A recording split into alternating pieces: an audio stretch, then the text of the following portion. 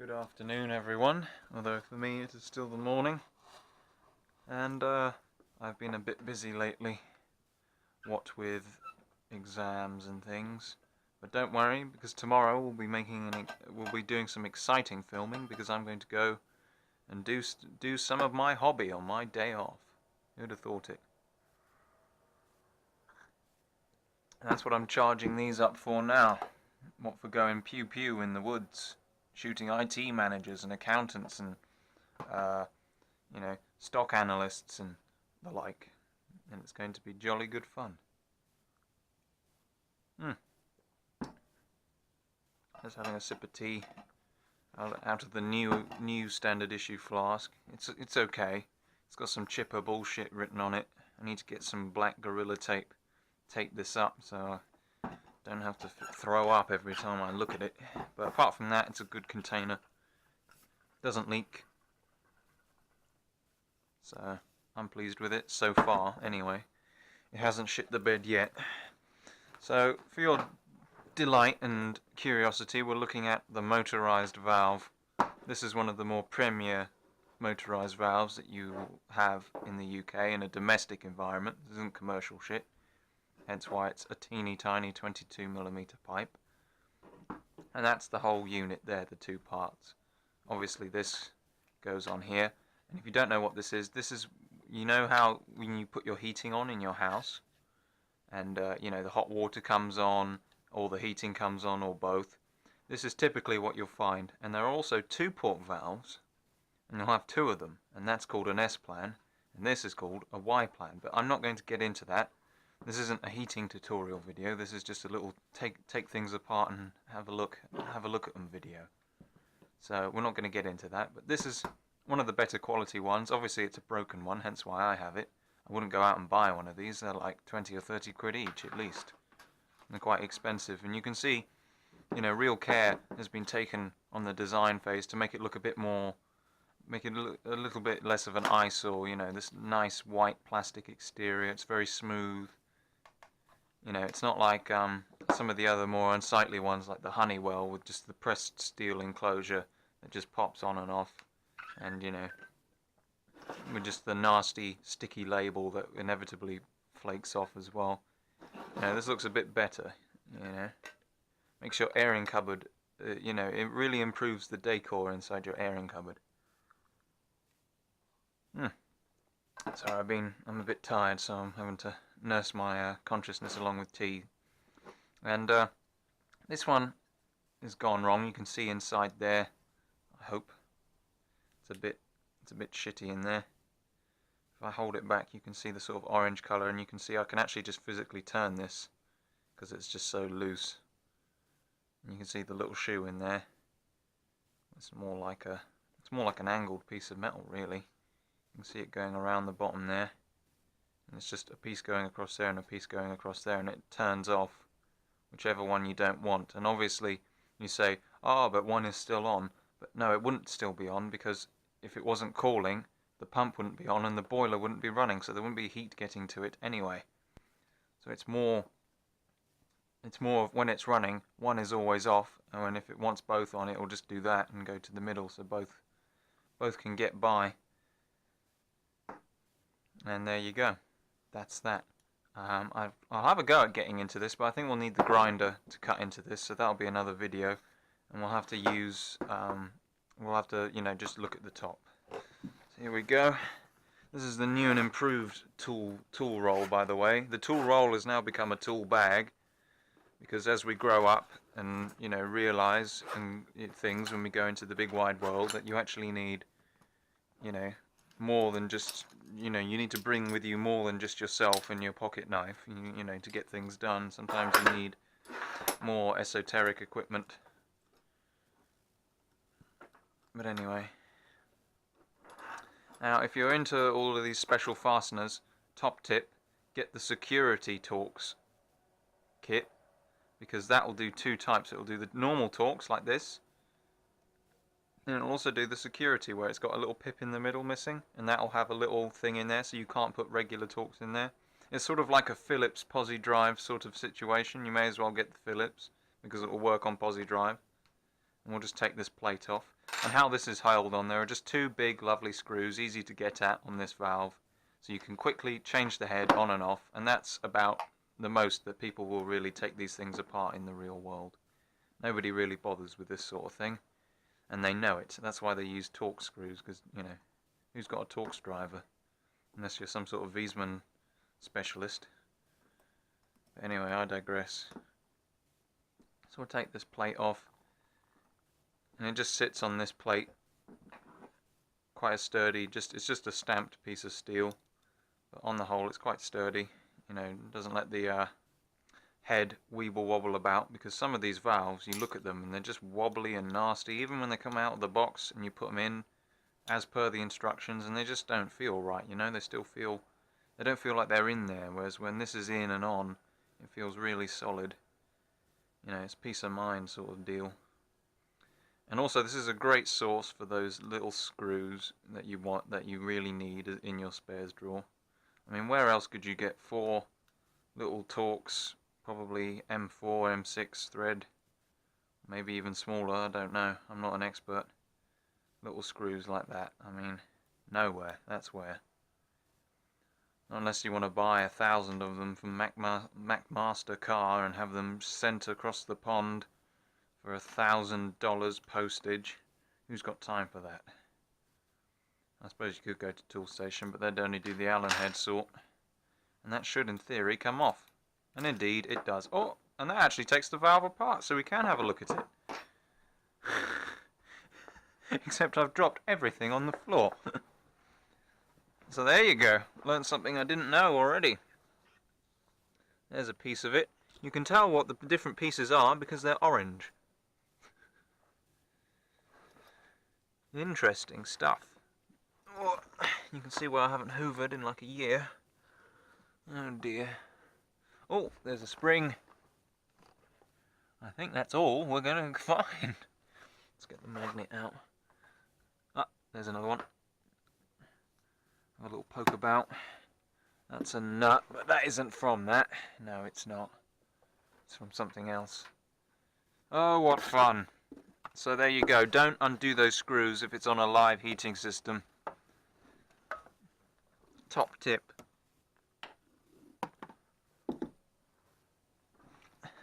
So in theory you could service this valve though. Not that I'd want to, but there you go. So judging from that pin, I think that pin sits in there. Yeah. And then you just have this rotary element here. Oh, look at it all. It's just all coated in filth. Disgusting. I can't even tell what material it is. Ugh. So we'll get right into the valve. And you see we've just got an O-ring seal here. That's gone hard with age. It's completely stiff, as they say. And you can see the rubber. It's still good, but it's just, you know, it's old. And we've just got a circlip here, holding that shaft in, and then another one. Not even a circlip. It's more like just like a little ring. We could pull that out of there if we want, but you can kind of get the idea. And so these, you know, remember when I was rotating that before, and you could see the flat bits closing off these ports? Well, what that is that sits in there like that. And then as this turns, as this is turned by the machine, that goes round and blocks this off. And blocks off that port, you see? It goes in there. Obviously I can't get it back in there now because the damn thing is just impossible. Don't even know which way that'd have to go up, because you see it's not the same, is it? No. Very interesting. And it's preloaded under spring pressure as well, to keep it pressed in to help stop the water. Very interesting. So it's like that in the valve the whole time. Or it might be the other way up actually. That would make more sense. Put the narrow end on the narrow bit and the big end on the big bit. Highly technical engineering terminology is only used here. Yeah, so that's under spring pressure, so that must be how that seats inside against the face of this to help it seal, I guess. But yeah, as you can see, not a whole lot to it. You'd think it'd be more high-tech and magical in there, but it's not. So this just appears to be a simple plastic component. I'm not sure exactly what material that is. I'm sure it's some proprietary type of plastic. It seems to be scrapable by the hand. It would have to be made so that it doesn't react with any of the chemicals, of course, in a heating system, any acids or anything like that. And it should be, you know, if you made this out of metal, it could be vulnerable to dezincification and all the other stuff. But saying that, the enclosure is made out of brass, so that shoots that down, doesn't it? I mean, if we had dezincification going on, this body would just rot out in no time. But again, that's more of an industrial thing. But we'll just scrape it here, see what happens. So it's quite a soft material. I almost want to say it's graphite, but it's not. It's not graphite really. It's just sort of a black plasticky stuff. And it's obviously very smooth as well. You can feel it, even with the crap on it. There's just nothing to it. It's just slippy.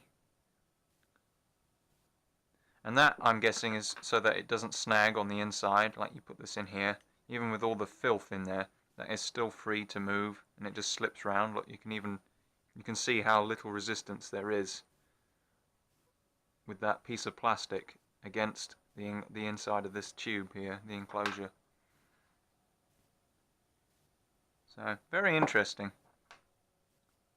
Very interesting. And then this is just a, I think it's meant to be a spring pin, because look, you can see, try and show you. You can see it's rolled. It's not just a normal pin.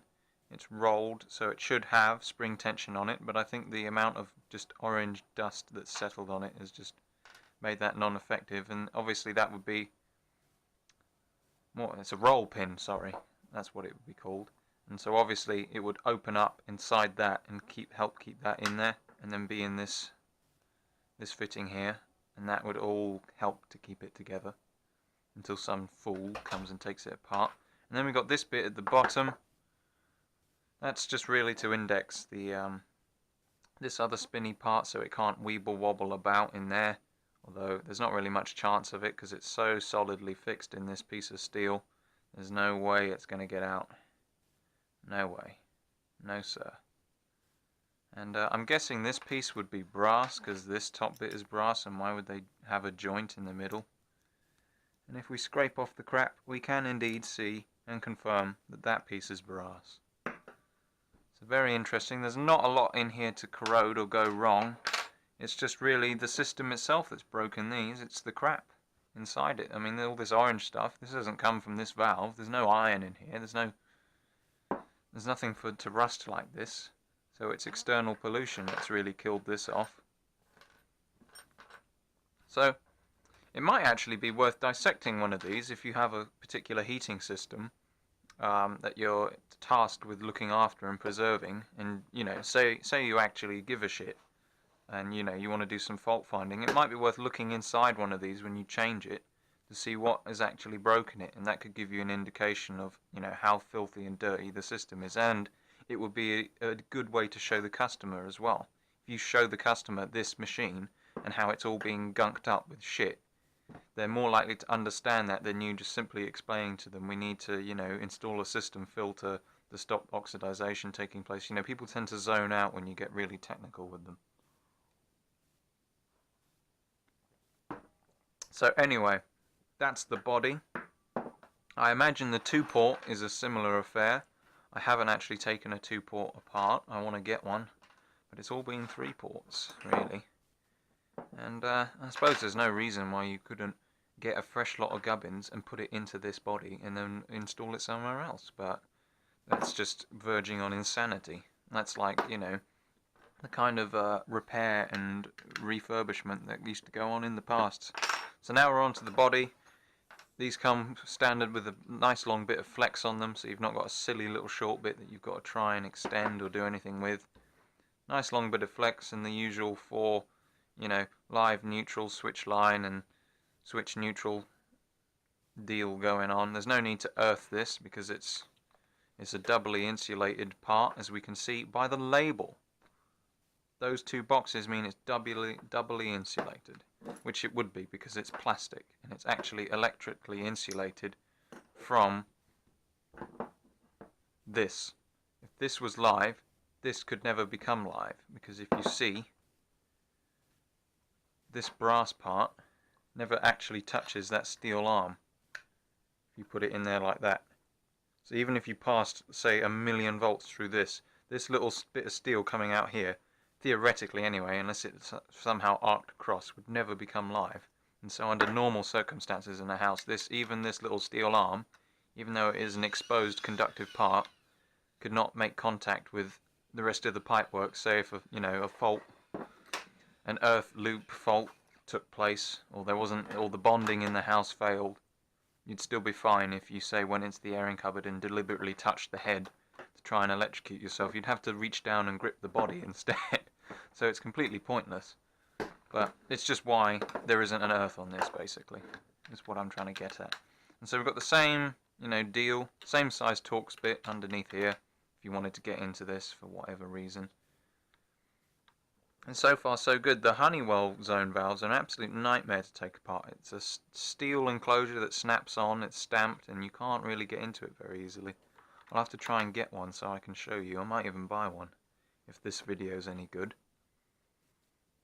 But so far we can see that this is quite a good, well thought out valve, as anything we expect from Danfoss often is. So if we undo these, I'm sure we'll have more parts flying everywhere. But we'll just have to muddle along. I'll have to open the valve to get at this fastener in a moment. Which actually doesn't sound like a good idea, because it means the whole thing's under spring tension while I'm taking it apart. So this might take off like a helicopter once I undo all the screws. We can but hope, eh?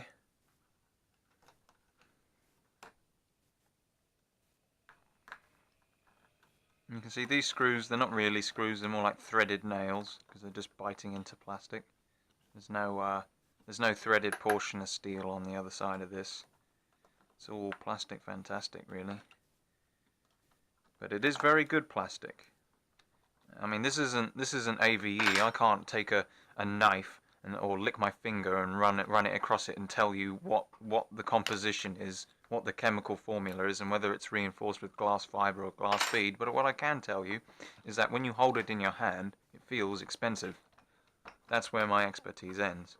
And so we take the head off here, and what we are greeted by is a very nice little pot. Look at that. If you did loads of these valve changes, you could collect all of these, and then if you have a drawer, say, where you keep all your screws, that's a little sorting pot right there, isn't it?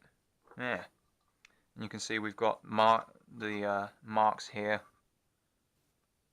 So I'm sure that all means something.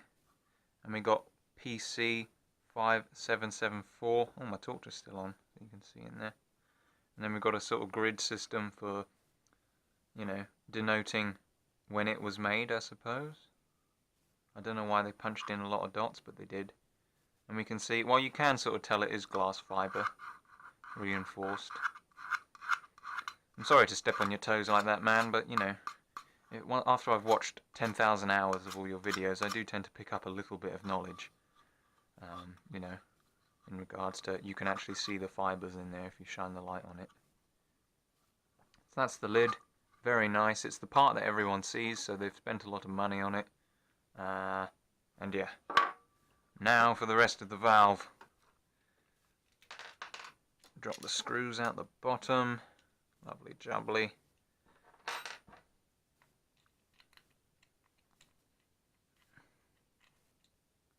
And there is some metal in here. We're greeted initially by a heat sink. It's just flimsy, quite delicate little heat sink there. You can see it's designed to fit the contours of the lid, and so that's going to help conduct heat away from this little motor here. And we even have some markings. This is a Synchron, or Syntron, since 1929, original, made in the USA. Lovely. Joe Blow has put this motor together for us so it can be here today, so you better thank him. Except it's made at British specification, and I don't think Americans know what British specification is, but apparently I'm wrong. And here we have, I don't know anything about electrics, this is the awkward bit with, the awkward silence. But here we have something here It's either a let-by fuse or a, what would you call this, a varistor? Something like that. And it's between the two lines going in, so evidently if this shits the bed, the electricity can flow out, and it won't, you know, it won't flip the breaker. All the lights in the house won't go out, presumably. Again, like I know what I'm talking about. And we've got a couple of other bits going on. It's all very fancy. And then down there we've got some sort of circuit board. And ironically, it switches over from the hard-to-get Torx fittings into a bit of posi. We've got a couple of posi screws holding the motor in. Oh, and this lid is loose. Can I pull it off? What? No, I can't. My weak and feeble hands cannot pull this metal cap off.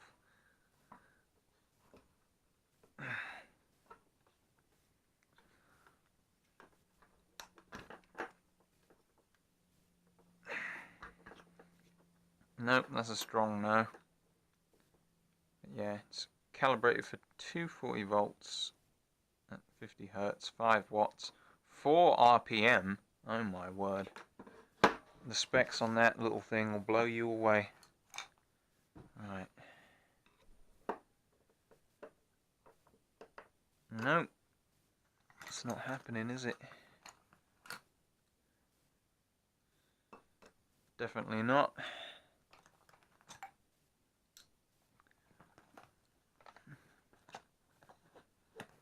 Let's try getting creative. What about that? No.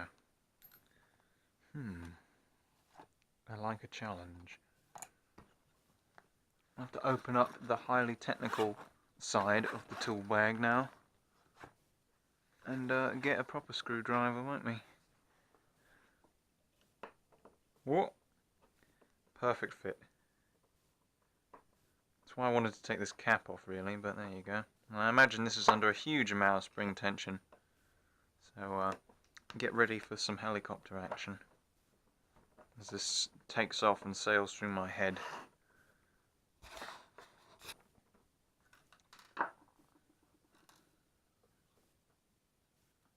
Yeah, that's some sort of fuse or blowout device or something to just stop the breaker from switching would be my guess. Again, I'm not an electrical expert. Well, I am, sort of. Well, no, I'm not at all, really. I don't know why I wanted to say. I just wanted to say that because, you know, it's hard to say that you're dumb. And there is the prime mover. There's the heart of the operation. And you can see how it's raised up on this plastic again to stop the part with the electricity in it from getting towards the other conductive parts. I want to get this lid off of it though. And so if we put a mains current across that, I'm guessing it would just spin. That's my guess. If we could pull these connections out. Oh, we can! Hey! That's pretty good.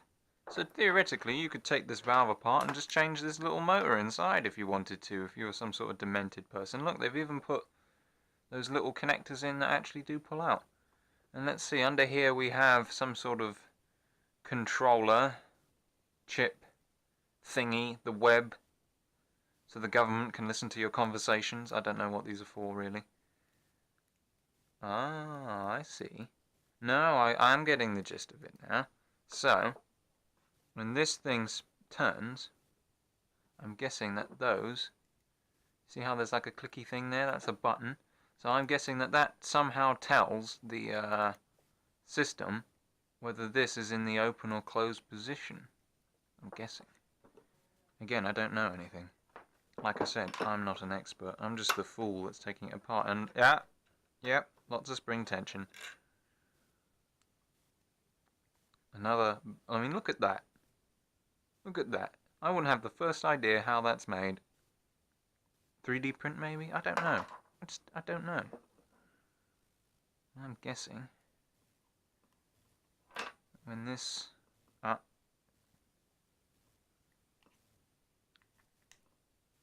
that's like that. Yes, that's open like that, and then it turns. And then that one's open, and that one is open. There we go. Something like that.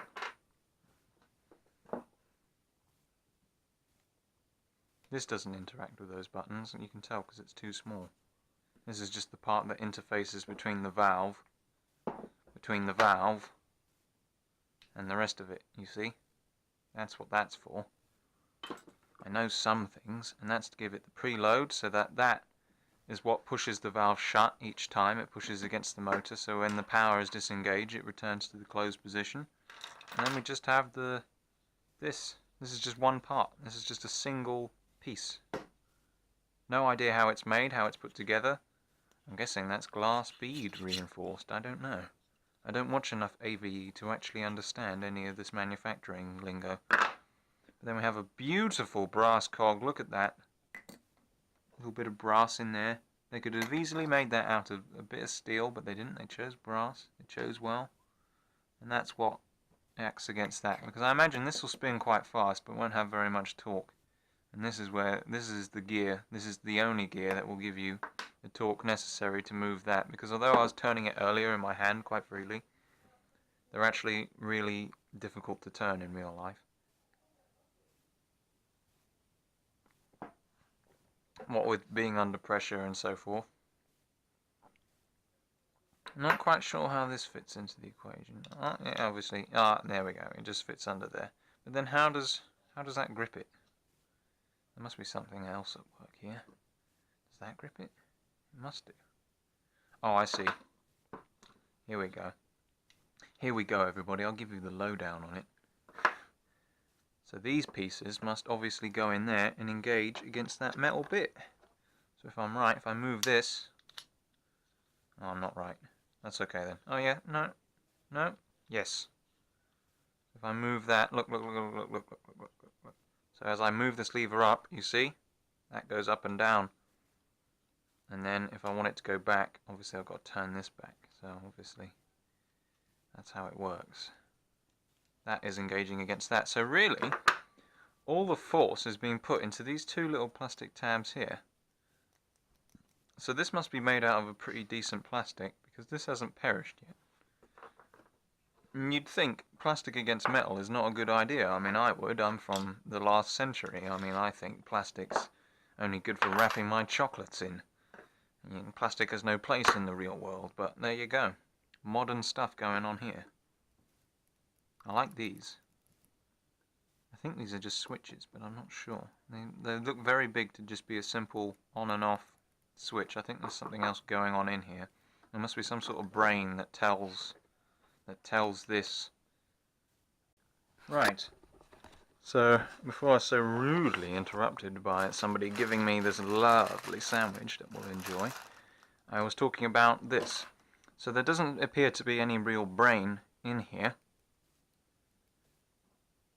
It's just these two switches. Either one is either on or off, or maybe both could be on, and then that's it saying that it's both doing the heating and hot water, and that's how the programmer knows what's going on, because this has to know the other parts of the system. The programmer, the stat, and a couple of the other bits need to know what position this is in. So this is how this is achieved, but there is no thinking box in here. There's no computer in here as such. It's all very simple. It's just a fuse. Stop this if this jams and gets really hot and overloads. It won't. This fuse will give and disconnect the current, and hopefully stop the breaker from flipping out. So instead of getting a call saying, "Oh, there's no power in the house. Oh, what's going on?" Instead of that, it's just, "Oh, the heating isn't working." It's a degree of drama. Several degrees of drama lower. I want to get this cap off. This is the only part I have yet to remove. So if you want a good little mains motor, I imagine it would be very hard to beat this, because this would be reversible as well, because it has to go back and forth. Actually, no, the spring closes it, so it would only be in one direction actually, but that's okay. I want to get this off. I think if I just get a screwdriver in there, I could just pop it off. Let's use a crappy screwdriver though, none of my good ones. One of my artisan screwdrivers. Doing arty work with.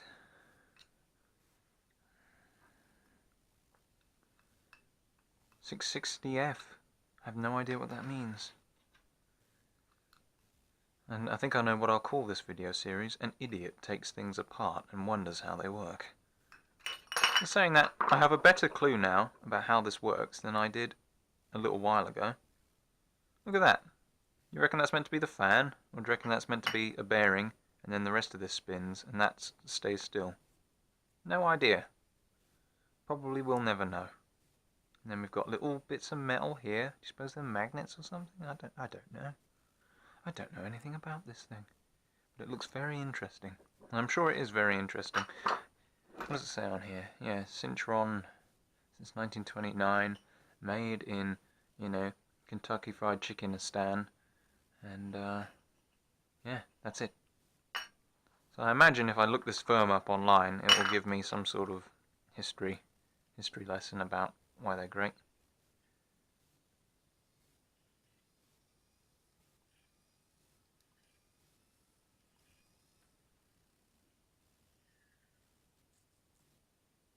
So that actually is linked to the armature. So this can't stay still. So this must be a fan of some sort. Although how you get any kind of air movement inside this sealed metal pot, God knows. Is this magnetic?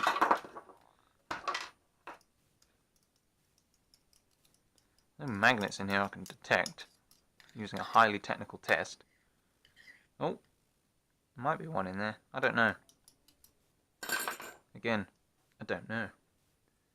But I imagine if you needed a little motor, something this big, this would be your ticket. A little 2-port, 3-port valve. And so it goes. Just trying to think what else we can talk about, really. I think we're at the end of we've reached the limit of my understanding. But in taking something apart, you do learn a bit more about what's going on in the bigger picture, I feel. Because now we know that there is no superseding intelligence in this thing. It is a simple... This is basically all this is, all this gubbins, is simply just an on and off switch for hot water. There is no intelligence here. It's in the programmer and in the room stat, or in your learning room stat if you have such a thing, and so on. And so this could help you, say, if you're trying to fault find and do something, because you know where not to look as such, I suppose. And so this would be a simple, is this working? Yes, that's fine. If it's not, then replace it. You know, a simple binary choice in your fault finding flowchart. There's not a lot in here else that can really be done with this, unless you wanted to get really crazy and start taking it to bits like me. There's not a lot else really to go wrong on them, or a lot else to fix. If you wanted to, you could take this entire assembly out like I have and put it in another valve. Say if you ran some sort of black market refurbishment of these valves. But again, why would you want to? Just trying to figure out what kind of motor this is. It doesn't appear to have any kind of magnet, so it must artificially generate the magnet with some sort of, oh, what's it called, you know, coil of wire around a iron core. Yeah, some sort of transformer-y sort of deal to create a pole, and then it would have to create a second pole so it could reverse them.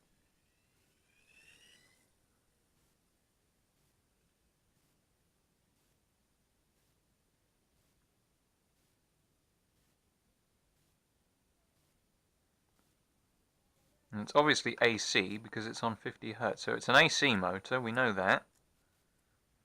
And I would even go out on a limb and say it's brushless, because there are no brushes in an AC motor, because it's not how it works. It has alternating current.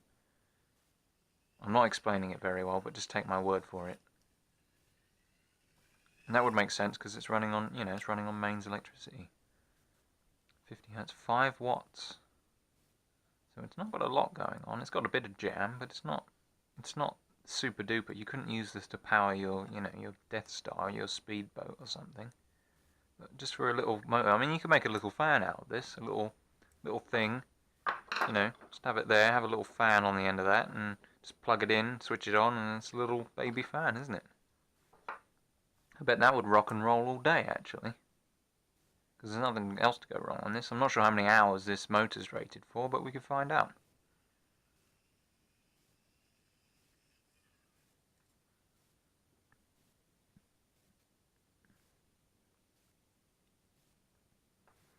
See, we have one in and one out.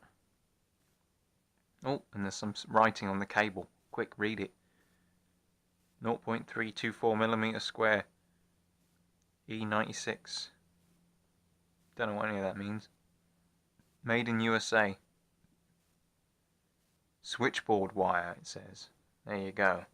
Now we're closer to the truth. The unholy truth of this secret valve.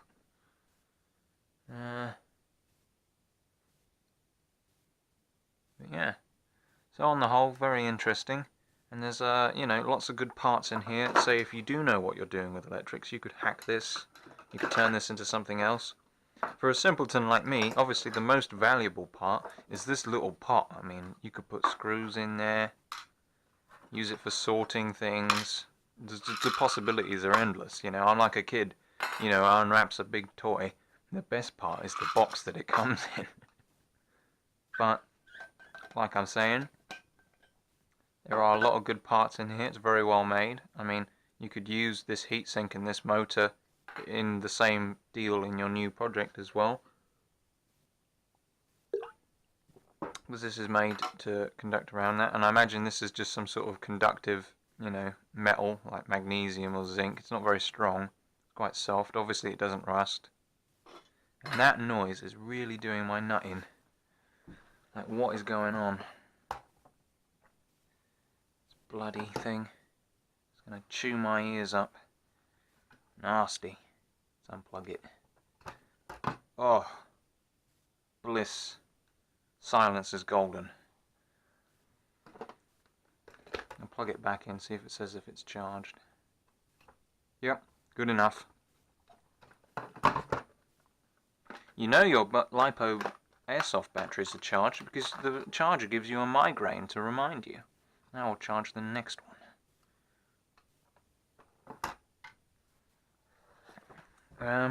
So yeah, and obviously we've got another little steel pot. Don't know what you could use that for, but that's a very good little pot. So we've got a variety of useful containers for me, a world of information for everybody else that knows what the hell they're doing, and lots of lovely brass as well. Look at that. Look at all that brass. We might even try and prise that off and take this brass bit out of here. Yeah, let's do that. This is the bit where it goes in my eye. Or not. Oh, interesting. There's another bit round that, a little bit of nylon or something. Look at that. I wonder what that's for. That must be just to stop friction against this. And then that can come out. And we have not one, but two, but three, no, but two O-ring seals in there. And then that comes out. And then does this come out? No, that is made in there forever. That's fine. I can live with that, but look at that.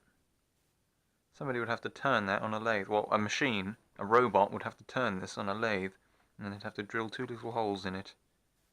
That would take all of 10 minutes for a machine to do, probably a day for a person to do, but there you go. I've never tried working in industry, so I don't know. Yeah, interesting that they had two O-rings. They must have had a problem. Obviously, if one O-ring fails, they must have had so many of these that have been recalled that they went back and redesigned it specifically to have two O-rings, so if one fails, the other one will hopefully stop the leak and stop any warranty claims. Because if you look at the bottom of this here, if this little date, if you can read it, I mean obviously they don't print it very well so that you can't read it, but if this little date is before the time that you're changing it, guess who pays for it? That's right, Randall Danfoss will pay you to replace this valve, and the customer will be pleased as punch. There you go. But like I was saying, great source of little sorting pots and little motors as well, little AC motor you could use for stuff, and a little heat sink as well. Isn't that cute? How it just fits in there. Lovely. So, I think that's it really. Again, I'm not the expert, but that's how I think this thing works, and You know, you don't have to know how it works to change one of these, but it does help, especially if you want to learn more. And lots of interesting stuff. And when I get a different valve, we can take it apart and have a little shootout, a little comparison between the two. How well they're made, how well they're designed, and we can really, you know, get to the question of what valve is better. Because I know a lot of you care. So until then, goodbye and good luck. And I hope you found this vaguely not boring.